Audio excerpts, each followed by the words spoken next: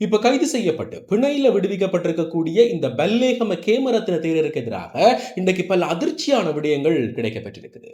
பெண்களுடனான தொடர்பு, அவர்களுக்கு நிதியளிக்கிற செயற்பாடு என்று சொல்லி இவர் பல சம்பவங்கள்ல ஈடுபட்டிருக்கிறார். அவை எல்லாமே இன்றைக்கு வெளியாக இருக்குது.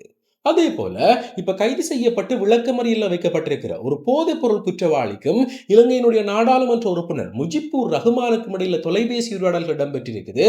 ஒரு இரட்டை கொலையாளி இன்றைக்கு தப்பியோடி இருக்கிறார். ஆக இவையெல்லாம் என்னன்ற பற்றியும் மேலும் பல முக்கியமான தகவல்களை பற்றியும் தான் இந்த காணொலியில விளக்கமா பார்க்க போறோம். என்ன விடயம் என்று சொன்னா, அண்மையில இலங்கையினுடைய மிக ஆபத்தான போதைப் பொருள் கடத்தல்காரர் என்று சொல்லப்படுகிற ஒரு பிரதான நபர் கைது செய்யப்பட்டவர். இவர்கிட்ட விசாரணைகளை நடத்தும்போது, இவருக்கும் இலங்கையை சேர்ந்திருக்கக்கூடிய ஏதோ ஒரு அரசியல் தரப்புக்கும் இடையில மிக நெருக்கமான தொடர்புகள் இருக்கலாம் என்று சொல்லி போலீசாரால சந்தேகிக்கப்பட்டது. இதால அந்த நபரனுடைய பிரத்யேக தொலைபேசி கைப்பற்றப்பட்டு, அது ஒரு முழுமையான பகுப்பாய்வுக்கு உட்படுத்தப்பட்டது.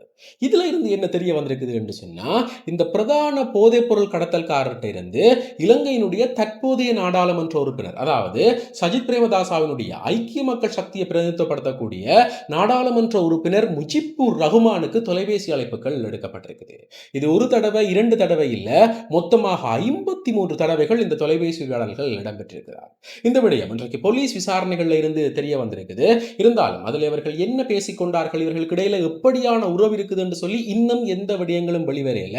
இது தொடர்பில் ஒரு பூரணமான விசாரணை ஆரம்பிக்கப்பட்டிருக்குது. இப்படி இருக்கேதான் இன்றைக்கு இலங்கையினுடைய போலீஸ் தரப்புக்கு ஒரு மிகப்பெரிய அவமானம் நேர்ந்திருக்குது. என்ன நடந்தது என்று சொன்னா, சரியா 6 நாட்களுக்கு முன், அதாவது கடந்த 21ஆம் தேதி ஹட்டன் டிக்கோயா பகுதியில் வைத்து ஒரு வயதான தம்பதிகள் படுகொலை செய்யப்பட்டவர்கள். இதற்கு பிறகு அங்க இருக்கக்கூடிய கண்காணிப்பு கேமராக்களுடைய உதவியோட பொகவந்தலாவ பகுதியைச் சேர்ந்திருக்கக்கூடிய ஒரு நபர் கண்டுபிடிக்கப்பட்டு அவர் அந்த ஊர் மக்களுடைய உதவியோட கைது செய்யப்பட்டவர். சரியா இந்த குற்றம் நடைபெற்று 2 நாட்கள், அதாவது 23ஆம் தேதியே போலீஸ் தரப்பாலே அவர் கைது செய்யப்பட்டவர். இதால நேற்றைக்கு முன்தினம் இந்த நபரை கைது செய்திருக்கக்கூடிய போலீசாரால நாங்கள் இப்படி 2 நாட்கள்ல ஒரு இரட்டை கொலையாளியை கைது செய்திருக்கிறோம் என்று சொல்லி கேக் வெட்டி இந்த விடயம் மிக பெரிதாக கொண்டாடப்பட்டது. இப்படி இருக்க இன்றைக்கு என்ன நடந்திருக்குது என்று சொன்னா, இந்த கைது செய்யப்பட்ட நபர் விளக்கமறியல்ல வைக்கப்பட்டிருக்கும் போது அவருக்கு சிறைச்சாலைக்குள்ள வைத்து உடல்நிலை சரியில்லாம போயிருக்குது. இதால் இவர் உடனடியாகவே கண்டி வைத்தியசாலையில அனுமதிக்கப்பட்டிருக்கிறார். அதாவது நேற்றைக்கு முன்தினம் இரவு இவர் அங்கு அனுமதிக்கப்பட்டிருக்கிறார். இப்படி இருக்க இன்றைக்கு அதிகாலையில், அதாவது கைது செய்யப்பட்ட நபர் அனுமதிக்கப்படும் போது அவருக்கு ஒரு போலீஸ் காவல் வழங்கப்படும். அதை விட அவர்களுடைய கால்கள்ல விலங்கு மாட்டிருக்கும். இப்படி அந்த நபர் பூரணமான பாதுகாப்புல வைக்கப்பட்டிருந்தும் இன்றைக்கு அதிகாலை 27ஆம் தேதி அதிகாலை இவர் மர்மமான முறையிலே அந்த வைத்தியசாலையில் இருந்து தப்பிச்சு விட்டாராம். ஒரு இரட்டை கொலையாளி தப்பித்து விட்டார், அதுவும் நீதிமன்றத்தால விளக்கமறியல்ல வைக்கப்பட்ட ஒரு கொலையாளி தப்பிச்சு விட்டார் என்று சொல்லி இன்றைக்கு சகல சமூக வலைத்தளங்களிலுமே இது பல்லத்த செய்தியாக உருவெடுத்திருக்குது. இது தொடர்பில் போலீஸ் தரப்பாலே அந்த நபரை நீங்கள் எங்கேயாவது கண்டா எங்களுக்கு அறிவித்தல் தாங்கன்னு சொல்லி ஒரு மிக முக்கியமான கோரிக்கையும் விடுக்கப்பட்டிருக்குது. இப்படி கேட்கதான் இப்ப மிகப்பெரிய சர்ச்சைக்குள்ள சிக்கி இருக்கக்கூடிய இந்த பல்லேகம கேமரத்ன தேரரை பற்றி இன்றைக்கு பல அதிர்ச்சியான விடயங்கள் வெளியாக இருக்குது. எப்படி என்று சொன்னா, இந்த பிக்குவுக்கு துஷ்பிரயோக குற்றச்சாட்டில் இருந்து பிணை கிடைத்திருந்தாலும் கூட போலீஸ் தரப்பால மிக மறைமுகமான விசாரணைகள் இடம்பெற்றிருக்குது. இதுல இருந்து என்ன தெரிய வந்திருக்குது என்று சொன்னா, இந்த விகாரையில பிக்கு பயன்படுத்தக்கூடிய இடங்கள், அதாவது அவருடைய தங்குமிடங்கள், அவருடைய பிரத்யேகமான இடங்கள் என்று சொல்லி இந்த இடங்கள்ல கண்காணிப்பு கேமராக்களுடைய பயன்பாட்டுக்கு இந்த பிக்குவால் அனுமதிகள் வழங்கப்படலையாம். இவர்களுக்கு நன்கொடை வழங்கப்பட்டிருக்குது. பல்லவகட்ட நிதியுதவிகள் கூட இதற்காக ஏற்பாடு செய்யப்பட்டிருக்குது. இருந்தாலும் தனக்கு சொந்தமான எந்த இடத்திலேயும் இந்த கண்காணிப்பு கேமராக்களுக்கு பிக்குவால அனுமதி வழங்கப்படலையாம். இது தொடர்பில் அந்த வளாகத்தில் இருக்கக்கூடிய நபர்கள்ட்ட கேட்கும்போது அவர்கள் என்ன சொல்லியிருக்கிறார்கள் என்று சொன்னா, இந்த விகாரையை சுற்றி பல இடங்கள்ல கண்காணிப்பு கேமராக்கள் இருக்குது. இவருடைய பாதுகாப்புக்காக பிரத்யேக போலீசாரும் வழங்கப்பட்டிருந்தவர்கள். இருந்தாலும் அவர் தன்னுடைய பயன்பாட்டில் இருக்கிற எந்த விதமான இடங்கள்லையுமே இவர் கண்காணிப்பு கேமராக்களுக்கு அனுமதி வழங்கலையாம். இது ஒரு தடவை இல்ல, பல தடவைகள் கேட்கப்பட்டது.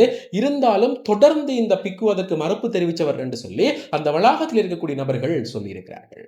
அதே போல நேற்றைய தினம் இந்த பிக்கு ஒரு நிகழ்வுக்கு விசேட விருந்தினராக அழைக்கப்பட்டிருக்கிறார். இந்த பல்லேகம கேமரத்ன தேரர் அங்கு அழைக்கப்பட்டு அவருக்கான சிறப்புரை ஆற்றத்துக்கான ஒரு சந்தர்ப்பமும் ஏற்பாடு செய்யப்பட்டிருக்குது. அதுல என்ன சொல்லியிருக்கிறார் என்று சொன்னா, இந்த காலப்பகுதி என்றது எனக்கு தவக்காலத்தினுடைய மிக முக்கியமான காலம்.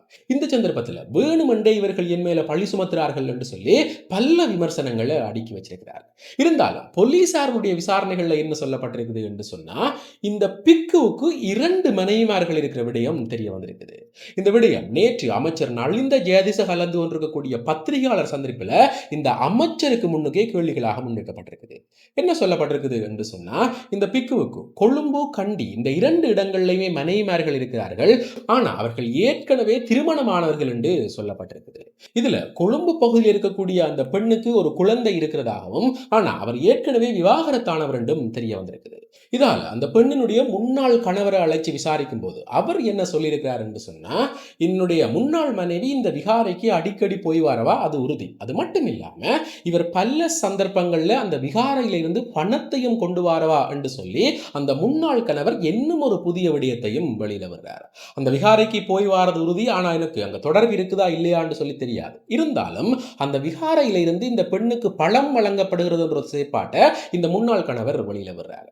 இதற்கு பிறகு எப்படி அந்த நிதி வழங்கப்படுது, இது யாருடைய நிதி என்று சொல்லி விசாரிக்கும் போதுதான் இன்னும் ஒரு மிகப்பெரிய விடயமும் தெரிய வந்திருக்குது. எப்படி என்று சொன்னா, இந்த விகாரை சம்பந்தப்பட்டு, அதாவது பல்லேகம கேமரத்ன தீர சம்பந்தப்பட்டு ஒரு நிதி மோசடி விசாரணை ஏற்கனவே இடம்பெற்றிருக்குது. இது சாதாரணமான போலீஸ் தரப்புகளால் விசாரிக்கப்படையில இலங்கையினுடைய சிஐடி குற்றப்புலனாய்வு பிரிவால விசாரிக்கப்பட்டிருக்குது. இதுல எப்படி என்று சொன்னா, அந்த விகாரையினுடைய பயன்பாட்டில் இருக்கிற நிதி யாருடைய கண்காணிப்பு இல்லாமல் மாயமாக போயிருக்குது, அதாவது காணாமல் போயிருக்குது. இருந்தாலும் அப்ப இந்த விசாரணைகள் நடத்தும் போது அந்த நிதிக்கு என்ன செய்யப்படுது, அது எங்க போகுது என்று சொல்லி எதுவுமே கண்டுபிடிக்கப்பட முடியல.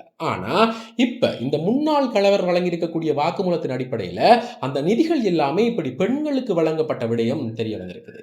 இவர் ஒரே ஒரு நபர் இப்படி சொல்லி இருக்கிறார். இதே போல எத்தனை பேர் இருக்கிறார்கள் என்று சொல்லி தெரியாது. இதற்கு பின்னணியில யார் யாருக்கெல்லாம் சம்பந்தம் இருக்குது என்றும் தெரியாது. ஆனா இந்த நிதி விகாரையில் இருந்து தவறாக பயன்படுத்தப்பட்ட விடயம் இப்போ உறுதி செய்யப்பட்டிருக்குது. உண்மையிலேயே இவர் மேலே ஏற்கனவே ஒரு துஷ்பிரயோக குற்றச்சாட்டு இருக்குது. அதை விட இப்ப 2 புதிய மனைவிமார்கள் பற்றின விடயங்கள் தெரிய வந்திருக்குது. இது எல்லாத்தையும் தாண்டி இந்த நிதி துஷ்பிரயோக குற்றச்சாட்டும் முன்வைக்கப்பட்டிருக்குது. இது தொடர்பில் தற்போதைய அமைச்சர் நலிந்த ஜெயதிசட்ட கேட்க அவர் என்ன சொல்லியிருக்கிறார் என்று சொன்னா, இலங்கையில பிக்குகளாக இருக்கட்டும் இல்ல சாதாரணவராக இருக்கட்டும் யாராக இருந்தாலும் இந்த வழக்கு விசாரணைகள் இருந்து தப்ப முடியாது. இவருக்கு எதிராக ஏற்கனவே நீதிமன்ற வழக்கு விசாரணைகள் போய்கொண்டிருக்குது. ஆனா அதுல பிணை வழங்கப்பட்ட என்ற விடயம் சட்ட விதிமுறைகளுக்கு உட்பட்டது. அதை நாங்கள் விமர்சிக்க முடியாது. அது ஒரு நீதிமன்றத்தினுடைய நடவடிக்கையை தவிர இந்த பிணை வழங்கப்பட்டதாலேயே அவர் முற்றுமுழுதாக வழக்கு விசாரணைகளில் இருந்து விடுதலை செய்யப்பட்டார் என்று அர்த்தம் இல்லை. இருந்தாலும் இவருக்கு எதிராக மேலதிக விசாரணைகள் நடத்தப்பட்டு அது நீதிமன்றத்தில் முன்வைக்கப்படுறதன் மூலம் அவர் குற்றம் உள்ளவர் என்று சொல்லி நிரூபிக்கப்பட்டா அவருக்கு தண்டனைகள் வழங்க முடியும். இதை யாரும் எதிர்க்க முடியாது. அது பிக்குகளாகவே இருந்தாலும் எங்களுடைய அரசாங்கத்தில் அது நடக்காது என்று சொல்லி இந்த அமைச்சர் நலிந்த ஜெயதிச சொல்லியிருக்கிறார். அதை விட இந்த பிக்கு சம்பந்தப்பட்டிருக்கக்கூடிய சிறுமிய குற்றம் சாட்டியிருக்கக்கூடிய தரப்புகளுக்கு எதிராகவும் விசாரணைகள் ஆரம்பிக்கப்பட போகுது. அவர்களும் கூடிய விரைவில் இதற்கான சட்ட சிக்கல்களை எதிர்கொள்வார்கள் என்று சொல்லி இலங்கையினுடைய தற்போதைய அமைச்சர் நலிந்த ஜெயதிச சொல்லியிருக்கிறார். உண்மையிலேயே இங்கே இன்னும் ஒரு பிரதான விடயத்தையும் நாங்கள் கவனத்தில் கொள்வோம். அதாவது இந்த பிக்குக்காக முன்னிலையாக இருக்கக்கூடிய சட்டத்தரணிகள் ஒருவர் இந்த வழக்கு விசாரணை முடிந்து வெளியில வந்தா பிறகு அவர்கிட்ட இந்த வழக்கை பற்றின கருத்துக்கள் கேட்கப்பட்டது. அதிலே அவர் என்ன சொல்றார் என்று சொன்னா, இந்த பிக்கு குற்றம் சாட்டப்பட்ட அனுராதபுரம் பகுதியில இந்த துஷ்பிரயோக குற்றச்சாட்டுகள் என்றது சாதாரணமானதா, இது வழமையாகவே அங்க நடைபெறுறது. ஆனா இதை பிக்கு செய்திருக்கிறார் என்றா போலதான் இந்த விடயத்தை பெரிதாக்கி கொண்டிருக்கிறார்களே தவிர மற்றும்படி இது அனுராதபுரத்தில் மிக சாதாரணமான விடயம் என்று சொல்லி ஒரு சர்ச்சையான கருத்தை முன்வச்சனர். அது மட்டும் இல்லாம இலங்கையினுடைய முன்னாள் நாடாளுமன்ற உறுப்பினர்கிட்ட இதை பற்றி கேட்கும்போது அவர் என்ன சொன்னவர் என்று சொன்னா, இந்த பிக்குக்கு எதிராக சாட்சி சொல்லியிருக்கக்கூடிய பெண் ஒரு தவறான நடத்தை கொண்டவர், அவருடைய வாக்குமூலத்தை நாங்கள் இதுல பொருட்படுத்த கூடாது என்று சொல்லி இன்னும் ஒரு மிகப்பெரிய விடயத்தையும் சொல்லியிருந்தனர். ஆக இப்ப அவர் மேல இந்த வழக்கு விசாரணைகள் ஆரம்பிக்கப்பட்டிருக்கிறது போல அந்த சட்டத்திறனையும் இந்த விடயங்களுக்கு பதில் சொல்லணும். இது தொடர்பில் ஜனாதிபதி அனுரகுமாரனுடைய அரசாங்கம் என்ன செய்ய போகிறார்கள், அதாவது இந்த பிக்குக்கு எதிராக பலகட்ட சாட்சியங்கள் இருக்குது, அதே போல பல ஆதாரங்களும் இப்ப முன்னிலையாக இருக்குது. இது தொடர்பில் அனுரவனுடைய அரசாங்கம் இப்படியான நடவடிக்கைகள் எடுக்க வேண்டும் என்றதை பற்றி உங்களுடைய கருத்துக்கள் என்ன, நீங்கள் என்ன நினைக்கிறீர்கள் என்றதை மறக்காம கமெண்ட்ஸ்ல சொல்லுங்க. இதே போல மேலும் ஒரு முக்கியமான பிரியோசமான தகவலோட இன்னும் ஒரு காணொளியில் சந்திக்கிறேன். நன்றி.